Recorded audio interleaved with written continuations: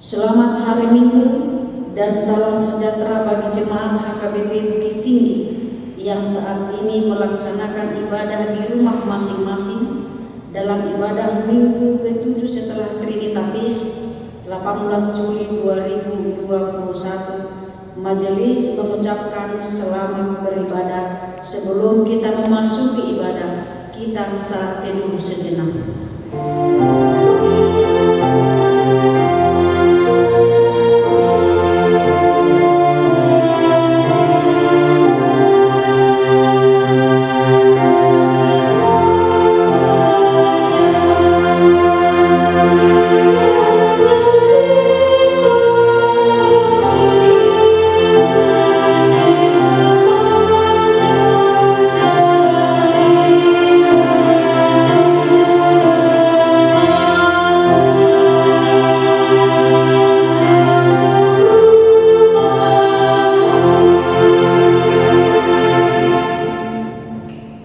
Saudara-saudara yang terkasih di dalam Yesus Kristus, sesuai surat edaran pemerintah tentang pengetatan pemberlakuan pembatasan kegiatan masyarakat atau PPKM darurat COVID-19 yang berlangsung hingga tanggal 20 Juli 2021, maka kita kembali harus melaksanakan ibadah Minggu di rumah masing-masing, bernyanyi, berdoa, beribadah di rumah.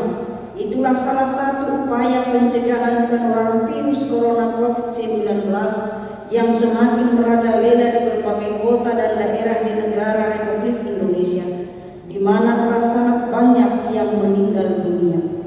Ya Tuhan yang Maha Kuasa, kami sekeluarga menyerahkan diri kami hanya kepada tangan pengasihan-Mu. Luputkanlah kami dari bahaya virus corona yang sedang mengancam kehidupan kami. Biarlah penyertaan, perlindungan, dan pemeliharaan-Mu yang senantiasa bersama kehidupan kami.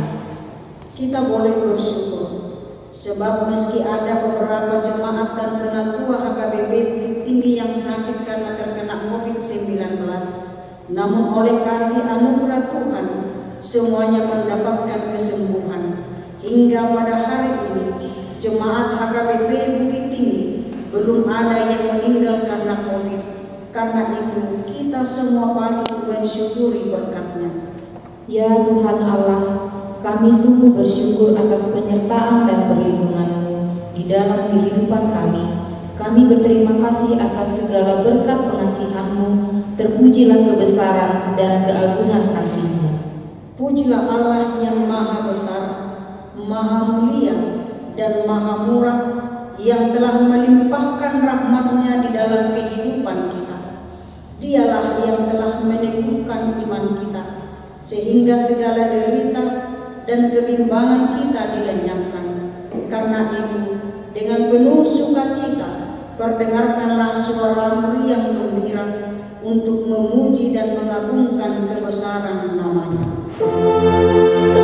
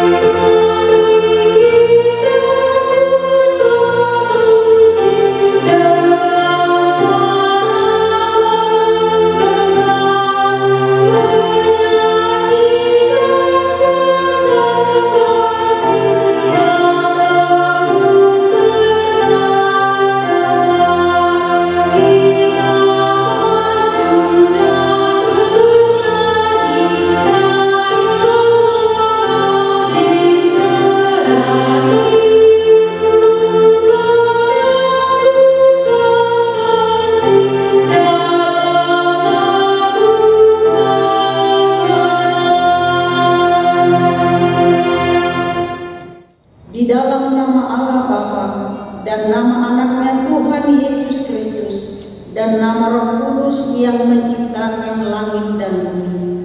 Terpujilah kasih dan kebesaran Allah Tritunggal, sebab Dia adalah Sang Pencipta dan Pemelihara kehidupanku.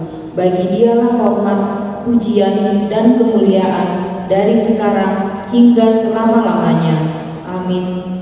Demikianlah firman-Ku yang keluar dari mulutku.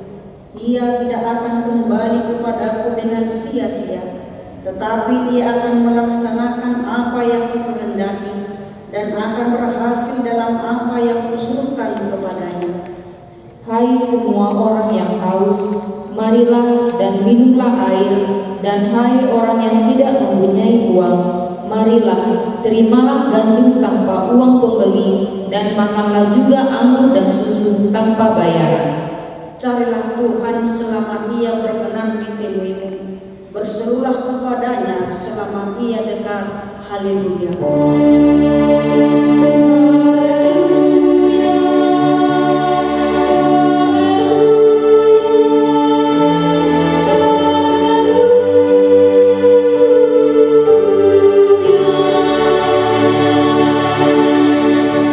Marilah kita berdoa.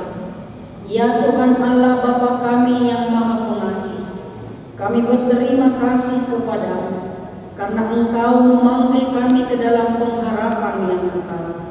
Karuniakanlah kepada kami Roh Kudus, supaya kami kuat dalam perlawanan mengalahkan keinginan-keinginan duniawi, dan supaya kami mencari hal-hal yang ada di surga. Kuatkanlah kami mengalahkan segala kuat kuasa kegelapan yang sanggup menghalangi perjalanan kami menuju kebahagiaan yang kekal. Teguhkan iman kami dan pengharapan kami, dan tumbuhkanlah dalam diri kami penguasaan diri, supaya kami menang pada akhirnya, pada saat mana kami akan menerima mahkota kemuliaan, karena Anak-Mu Tuhan Yesus Kristus Tuhan kami. Amin.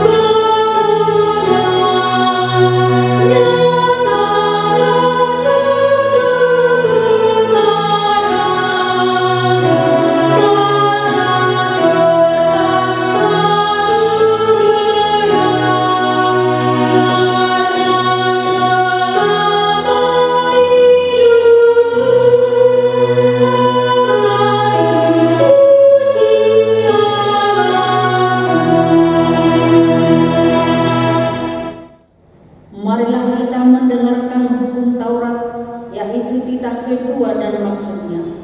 Jangan berbuat bagimu patung yang menyerupai apapun yang ada di langit atau yang ada di bumi, atau yang ada di dalam air untuk disembah atau bertakwa kepadanya.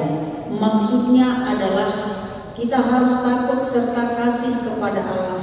Sebab itu jangan bersembah sujud kepada Allah lain atau meminta kehidupan daripadanya. Dan jangan memanggil roh-roh atau berkeyakinan kepada tenungan-tenungan dukun, dan jangan yakin kepada benda-benda sakti. Demikian hukum Taurat Tuhan.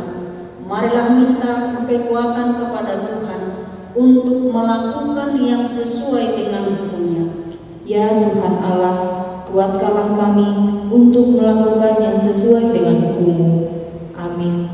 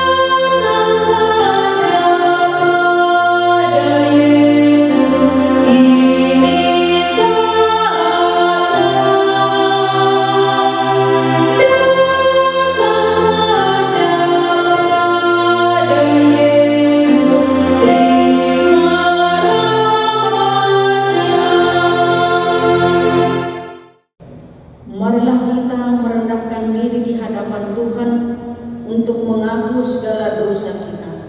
Ya Tuhan Allah Bapa kami yang di surga, Engkau maha murah dan kasih-Mu kekal selama-lamanya. Kami datang ke hadapan-Mu, mengaku dan memohon keampunan segala dosa dan kesalahan kami. Tataplah kami dengan berkat kasih-Mu, serta ampunilah dosa kami di dalam penebusan Anak-Mu, Tuhan Yesus Kristus, Juru Selamat kami. Sesungguhnya Allah itu adalah penyayang, panjang sabar dan berlimpah kasih karunia. Sebab beginilah firman Allah akan pengampunan dosa kita.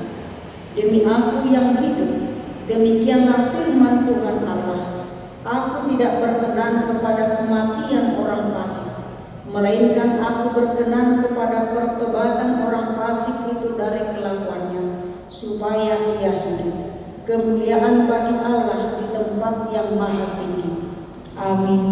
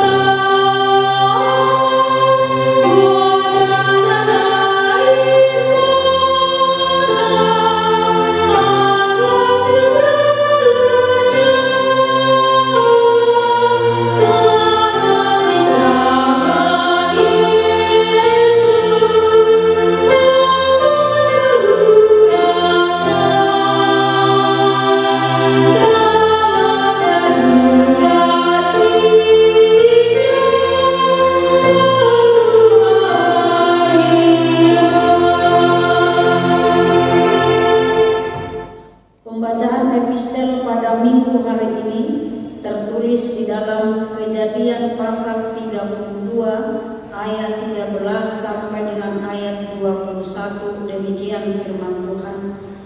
Lalu bermalamlah ia di sana pada malam itu.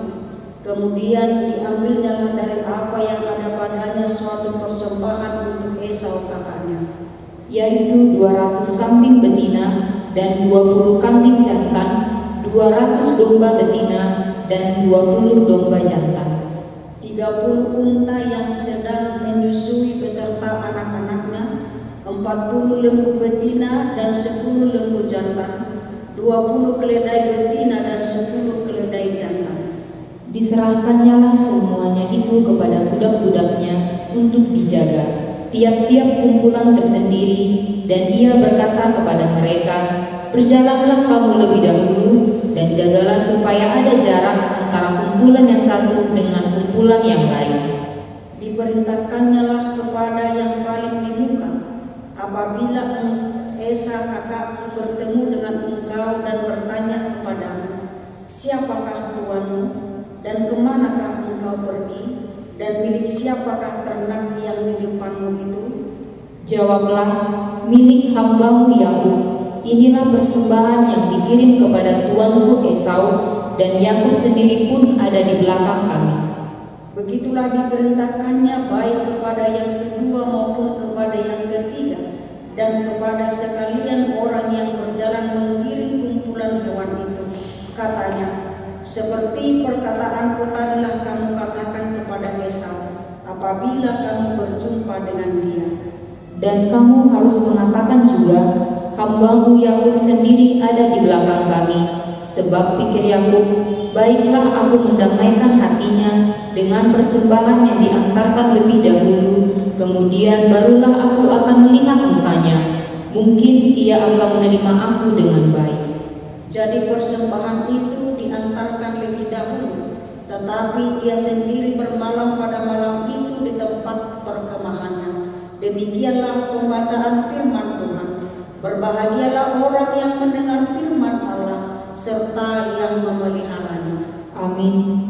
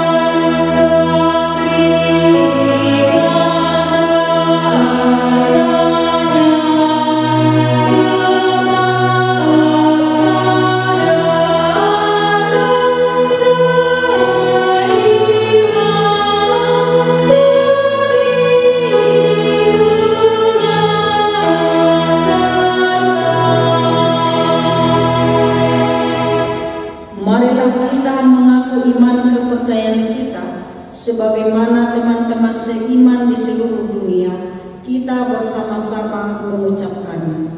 Aku percaya kepada Allah Bapa yang Maha Kuasa, Khalik langit dan bumi. Aku percaya kepada Yesus Kristus, anaknya yang tunggal Tuhan kita, yang dikandung daripada Roh Kudus, lahir dari anak darah Maria, yang menderita sengsara di bawah pemerintahan Pontius Pilatus, disalibkan, mati dan dikuburkan, yang turun ke dalam kerajaan maut. Pada hari yang ketiga, bangkit pula dari antara orang mati, naik ke surga, duduk di sebelah kanan Allah Bapa yang Maha Kuasa. Dari sana akan datang kelak untuk menghakimi orang yang hidup dan yang mati. Aku percaya kepada Roh Kudus dan adanya satu gereja yang kudus, persekutuan orang kudus, pengampunan dosa, kebangkitan daging, dan hidup yang kekal. Amin. Shalom. Baiklah, jemaat yang dikasihi Tuhan, marilah kita sama-sama mendengarkan warta jemaat untuk kita pada hari ini, Minggu tanggal 18 Juli 2021. Yang pertama, nama minggu. Nama minggu kita hari ini adalah Minggu ke-7 setelah Trinitatis, yang artinya ketunggalan Allah, dengan topik ibadah, kesatuan dan damai dalam Tuhan. Hasadau dohot hadamin di bagasan Tuhani. Yang kedua, ibadah minggu dewasa dan anak sekolah minggu HKBP Bukit Tinggi. Memperhatikan surat edaran Bapak Wali Kota Bukit Tinggi yang tidak memperpanjang penerapan PPKM darurat COVID-19, maka kebaktian dewasa dan anak sekolah minggu mulai Minggu 25 Juli 2021 dilaksanakan di gereja dengan jadwal kebaktian minggu sebagai berikut. Yang pertama, kebaktian anak sekolah minggu masuk pukul 7 WIB. Yang kedua, kebaktian minggu pagi masuk pukul 8.30 WIB memakai bahasa Indonesia. Yang ketiga, kebaktian minggu siang masuk pukul 10.30 WIB memakai bahasa Batak Toba. Yang keempat, kebaktian minggu sore untuk remaja dan muda-mudi masuk pukul 17 WIB berbahasa Indonesia. Yang ketiga, pelaksanaan protokol kesehatan dalam mengikuti ibadah. Kepada seluruh jemaat yang mengikuti ibadah di Gereja HKBP Bukit Tinggi dihimbau supaya wajib mentaati protokol kesehatan di tengah kondisi pandemik COVID-19, yaitu yang pertama memakai masker, yang kedua mencuci tangan, yang ketiga mengukur suhu tubuh, yang keempat menjaga jarak, dan yang kelima tidak berkerumun. Yang keempat, poti parasian untuk dukungan dana pensiun HKBP. Sebagaimana kita ketahui, baik melalui media cetak maupun elektronik, seluruh jemaat HKBP berpartisipasi memberikan dukungannya kepada dana pensiun HKBP dan secara serentak setiap bulan. Seluruh jemaat atau gereja HKBP melaporkan jumlah dana yang terkumpul baik melalui perorangan maupun melalui jemaat atau gereja. Mulai bulan Maret 2021, gereja HKBP Bukit Tinggi telah menempatkan poti parasian di depan pintu gereja setiap hari Minggu. Marilah kita dengan hati sukacita mengisi poti parasian itu setiap datang beribadah sebagai partisipasi atau dukungan kita ke dana pensiun HKBP. Yang kelima, pendaftaran PAUD DAUD HKBP Bukit Tinggi.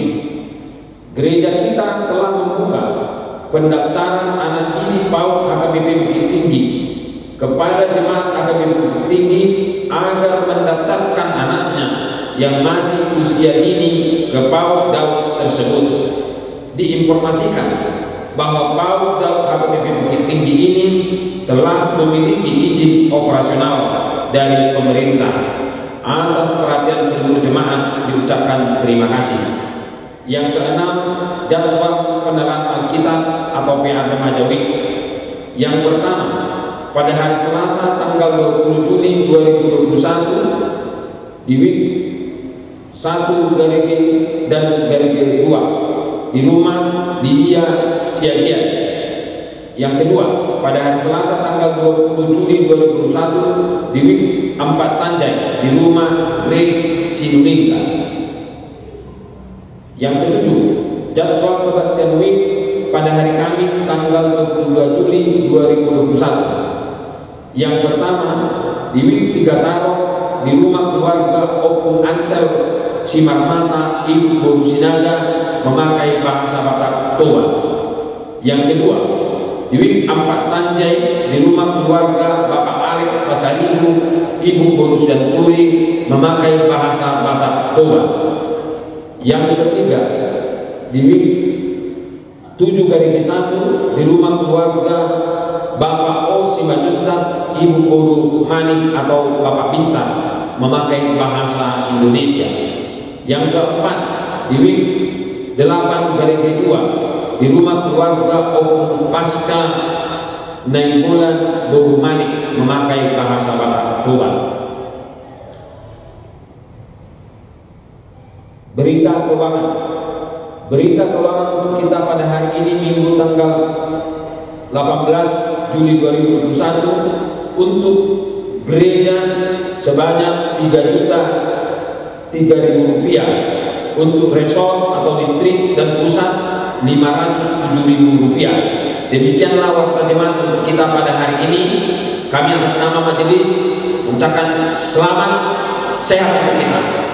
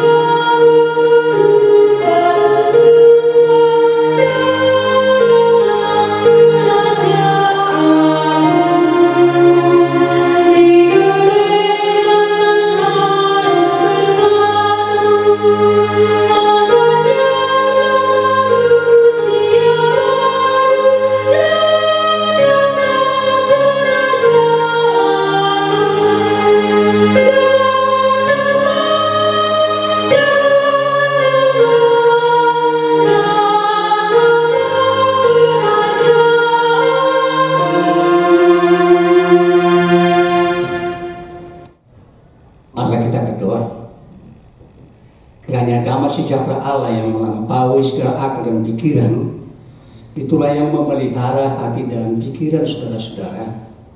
Dalam nama Tuhan kita Yesus Kristus, Tuhan dan Juru Selamat kita. Amin. Mari kita sambut firman Tuhan pada minggu hari ini yang tertulis di dalam surat Paulus ke jemaat Efesus, pasal 2 ayat 11 hingga ayat 22. Demikian firman Tuhan. Dipersatukan di dalam Kristus. Karena itu ingatlah bahwa dahulu kamu sebagai orang-orang bukan Yahudi menurut daging, yang disebut orang-orang tak bersunat oleh mereka yang menamakan dirinya sunat, yaitu sunat lahiriah yang dikerjakan oleh tangan manusia. Bahwa waktu itu kamu tanpa Kristus tidak termasuk keluarga Israel dan tidak mendapat bagian dalam ketentuan-ketentuan yang dijanjikan, tanpa pengharapan dan tanpa Allah di dalam dunia. Tetapi sekarang di dalam Kristus Yesus, kamu yang dahulu jauh sudah menjadi dekat oleh darah Kristus. Karena dialah damai sejahtera kita yang telah mempersatukan kedua pihak dan yang telah merubuhkan tembok pemisah, yaitu perseteruan.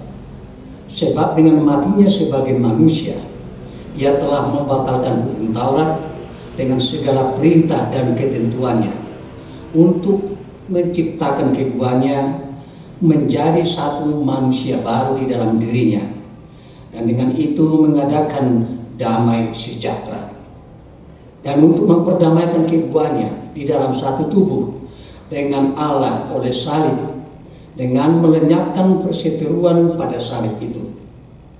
Ia datang dan memberitakan damai sejahtera kepada kamu yang jauh dan damai sejahtera kepada mereka yang dekat. Karena oleh Dia kita kedua pihak di dalam satu roh beroleh jalan masuk kepada Bapa. Demikianlah kamu bukan lagi orang asing dan pendatang, melainkan kawan sewarga dari orang-orang kudus dan anggota-anggota keluarga Allah, yang dibangun di atas dasar para rasul dan para nabi, dengan Kristus sebagai batu penjuru. Di dalam Dia tumbuh seluruh bangunan rapi tersusun menjadi bait Allah yang kudus di dalam Tuhan. Di dalam Dia kamu juga turut dibangunkan menjadi tempat kediaman Allah di dalam Roh. Demikian firman Tuhan. Shalom Bapak Ibu Saudara, selamat hari Minggu dan selamat beribadah. Meskipun di mana kita berada, terutama yang beribadah di rumah keluarga masing-masing jemaat HKI Bukit Tinggi, karena pemerintah memberlakukan PPKM, yaitu pembatasan kegiatan masyarakat di kondisi darurat COVID-19. Namun sekali lagi, dimanapun kita berada atau di rumah masing-masing pun kita beribadah,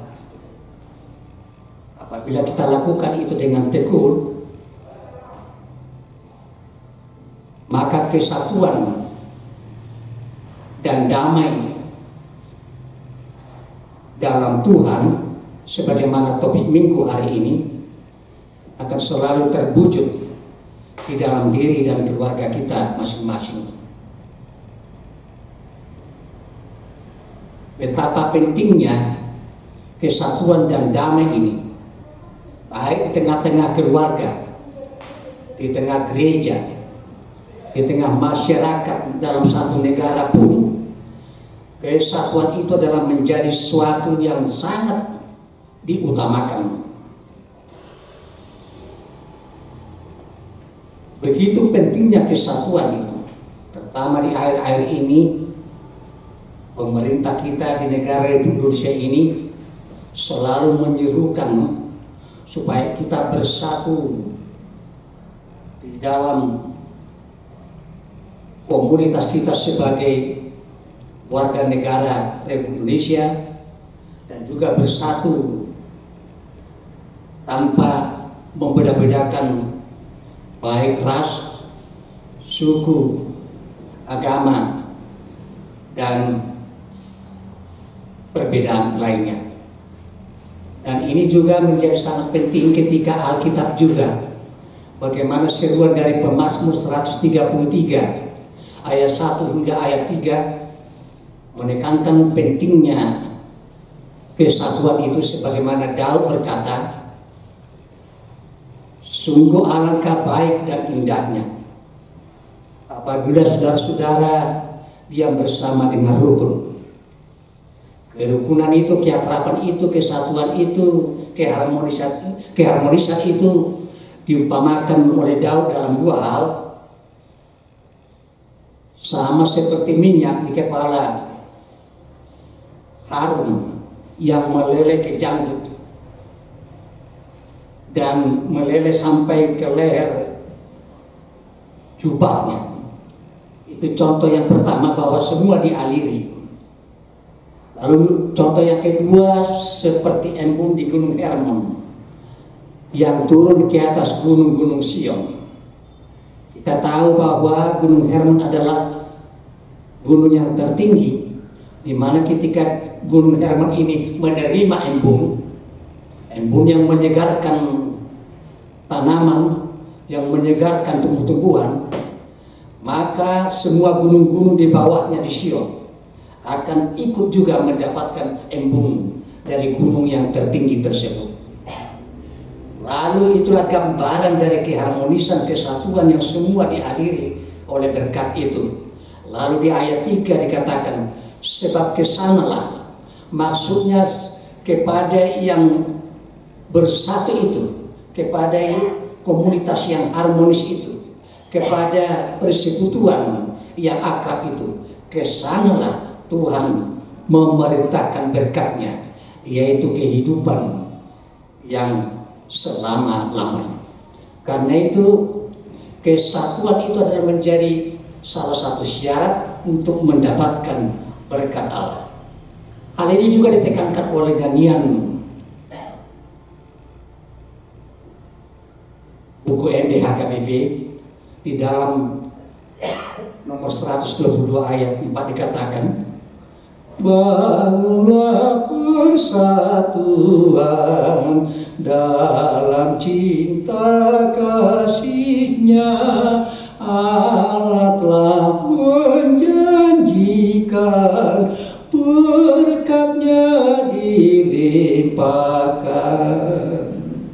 Begitulah janji Allah kepada orang yang bersatu di dalam keluarga, di dalam masyarakat, di dalam komunitas yang lebih luas. Tuhan akan memberikan berkat-Nya. Karena itu mengingat pentingnya kesatuan itu, sebab ini bukan perkara yang gampang ini. Karena begitu banyak persatuan, tapi kesatuan kadang-kadang adalah menjadi hal yang langka di akhir-akhir ini. Begitu pentingnya kesatuan itu, maka dalam merawat komunitas, persekutuan, bahkan dalam tingkat masyarakat dalam satu negara pun, ada ungkapan yang berkata, bersatu kita teguh, bercerai kita runtuh.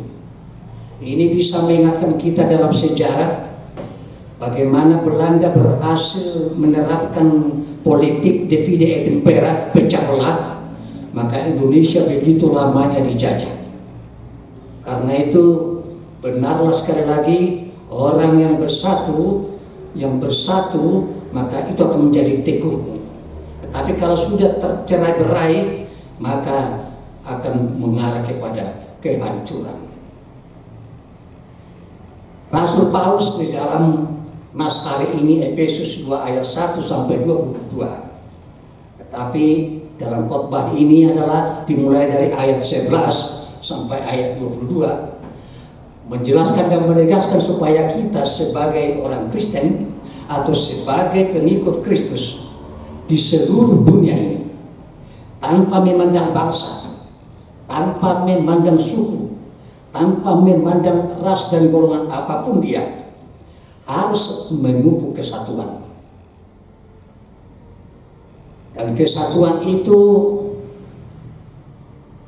adalah yang bisa didapatkan setiap orang apabila ada dasarnya, pijakannya yang benar, yaitu di dalam Kristus. Memupuk kesatuan dan damai dalam Tuhan, dasarnya adalah di dalam Kristus. Mari kita melihat bagaimana Paulus menjelaskan bahwa di dalam ayat 11 sampai 12 Paulus mengingatkan kepada orang-orang yang bukan Yahudi bahwa sebelum kedatangan Kristus, maka orang-orang yang bukan Yahudi ini disebut orang-orang yang tidak bersunat, disebut sebagai orang-orang asing, dan disebut sebagai yang tidak menjadi pewaris di dalam kerajaan Allah menurut orang-orang Yahudi. Orang-orang Yahudi mengatakan bahwa orang-orang yang bukan Yahudi ini adalah orang yang diasingkan dari dunia ini, orang-orang yang tidak ikut menjadi pewaris kehidupan yang kekal itu. Bahkan lebih ekstrimnya, orang-orang yang Yahudi menganggap najis secara seremonial orang-orang yang bukan Yahudi itu. Bagi orang Yahudi, orang-orang yang bukan Yahudi itu adalah orang-orang yang tanpa pengharapan akan janji dari Allah dan tidak mengambil bagian di dalam ketentuan-ketentuan yang akan diberikan oleh Allah. Karena itulah orang Yahudi membuat garis pemisah yang secara mutlak dengan bangsa-bangsa yang bukan Yahudi. Inilah yang dikatakan oleh Paulus bahwa sebelum kedatangan Kristus di dalam ayat 11 sampai 12 itu, tembok pemisah itu tegak berdiri. Dan tidak ada perjumpaan, tidak ada persekutuan, dan tidak ada hubungan yang harmonis antara orang Yahudi dan yang bukan Yahudi. Bahkan lebih jauh boleh kita melihat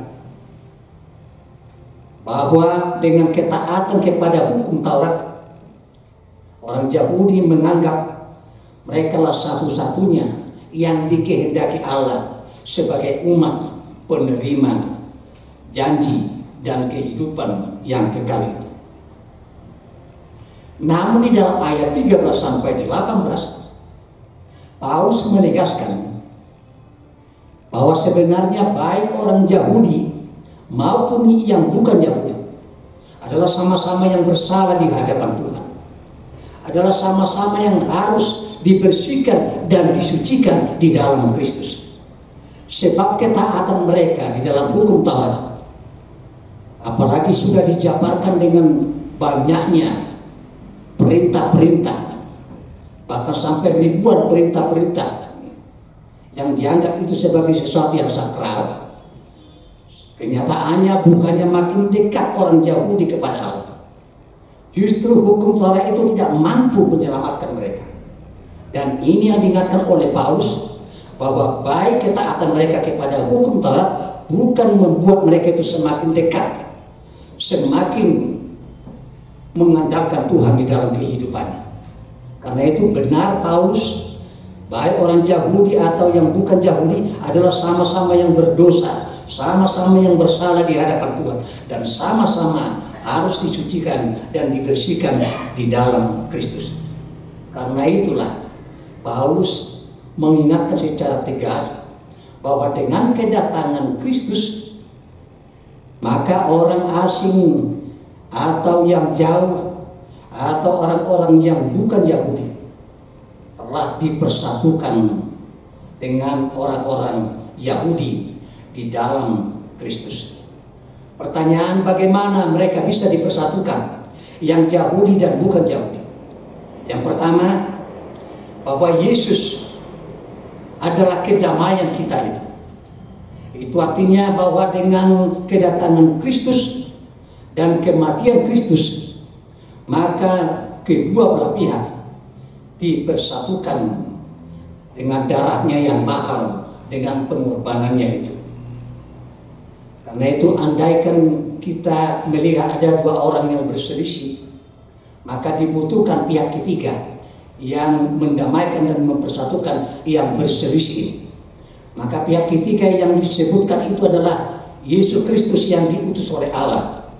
Dialah yang memperdamaikan dan menyatukan semua orang yang percaya.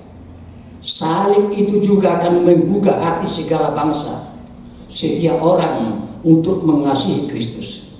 Karena hanya bila semua orang mengasihi Kristus, maka mereka juga akan saling mengasihi. Perdamaian tak akan dapat dicapai melalui lembaga perdamaian manapun. Kedamaian hanya ada di dalam Yesus Kristus, Sang Raja dan Kepala Gereja.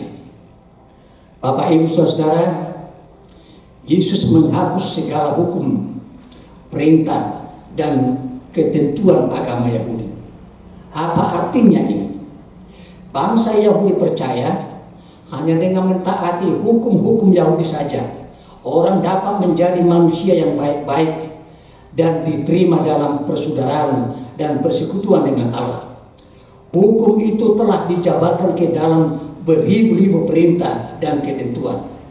Kenyataannya mereka justru jauh dari kehendak Allah, meskipun memelihara hukum-hukum tersebut. Agama hanya didasarkan pada peraturan-peraturan saja, tanpa tindakan kasih. Tapi syukurlah bahwa Paulus pernah berkata, Kristus adalah kegenapan hukum Taurat dalam Roma 10 ayat 4. Kristus menanamkan kasih kepada Allah dan sesama manusia. Yesus datang untuk memberitakan bahwa kebaikan Allah tak dapat diperoleh dengan jalan mematuhi aturan-aturan agama saja, melainkan dengan pengampunan dan pemberian Allah semata.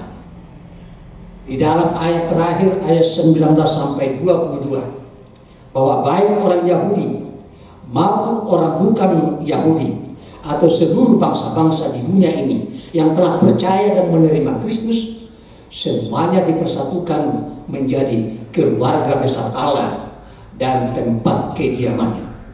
Predikat itu dapat terwujud sebab Kristus yang mempersatukan semuanya menjadi keluarga besar Allah. Paulus mencontohkan bagaimana Kristus sebagai batu penjuru sehingga rumah kediaman Allah, gereja yang juga kita ini sebagai gereja yang bisa jalan, yang bisa ngomong, akan dibangun dan semua dipersatukan di dalam Kristus. Sebuah bangunan yang berapa tingkat pun itu ditentukan oleh dasarnya, yaitu Yesus sebagai dasar, dan pondasi yang dibangun secara bagus akan mampu menopang, akan mampu menahan betapapun bangunan itu megahnya dan tingginya. Sama seperti itulah Kristus itu dikatakan sebagai batu penjuru, di mana semuanya batu-batu yang lain dipersatukan di dalam Kristus. Akhirnya beberapa hal perlu menjadi bahan perenungan kita bersama melalui Efesus pasal 2 ayat 11 sampai 22 ini. Yang pertama, kesatuan dalam Kristus menghasilkan manusia Kristen yang iman kekristenannya menerobos melampaui segala perbedaan yang ada di antara mereka. Itu yang pertama. Di dalam Kristus tidak ada lagi tembok-tembok pemisah, tidak ada perbedaan. Semuanya adalah sama di hadapan Kristus. Karena itu jangan lagi ada kesombongan rohani seperti orang-orang Yahudi yang menganggap paling suci, paling rohani, dan mereka saja yang layak menerima janji-janji daripada Tuhan.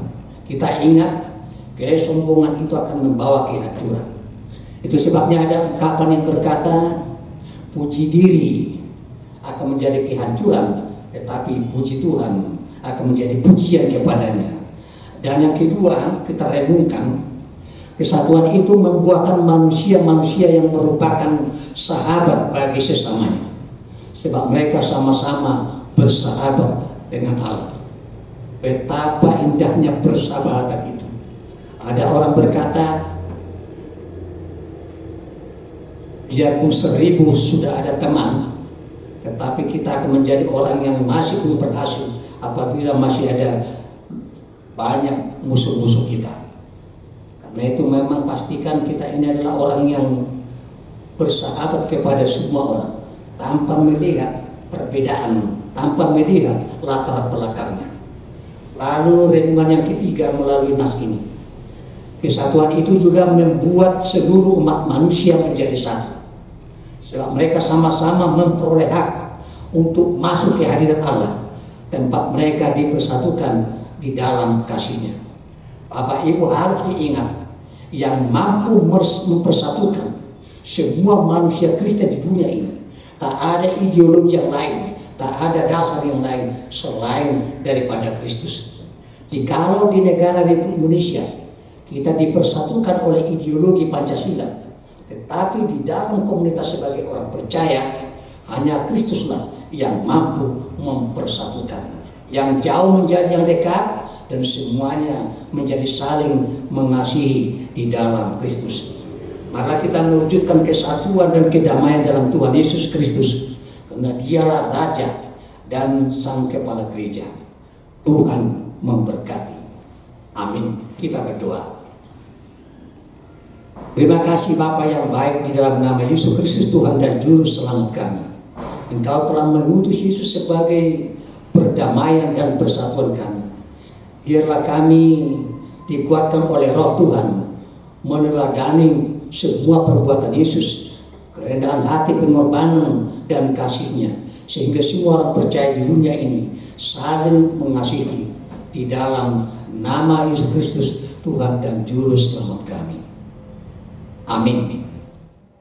Jemaat yang dikasihi Tuhan kita Yesus Kristus, mari kita bernyanyi sambil mengumpulkan persembahan kita.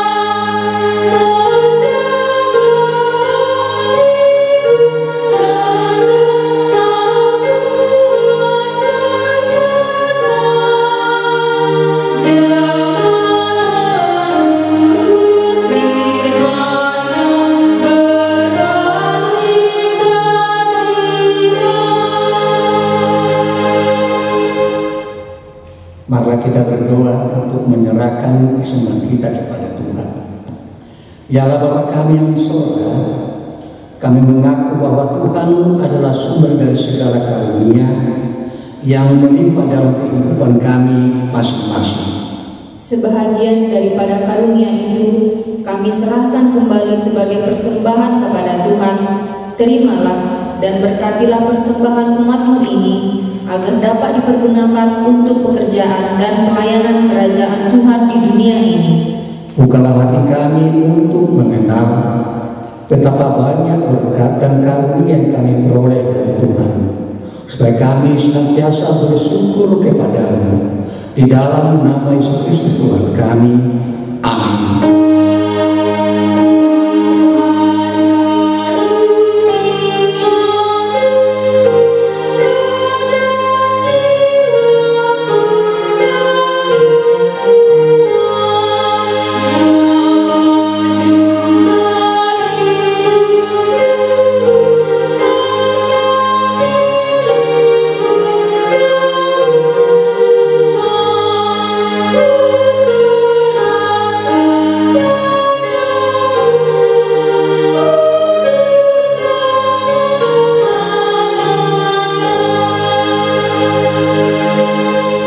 Bapa kami yang di surga, dikuduskanlah namamu, datanglah kerajaan-Mu, jadilah kehendak-Mu di bumi seperti di surga. Berikanlah kami pada hari ini makanan kami yang secukupnya, dan ampunilah kami akan kesalahan kami, seperti kami juga telah mengampuni orang yang bersalah kepada kami. Dan janganlah membawa kami ke dalam pencobaan, tetapi lepaskanlah kami daripada yang jahat.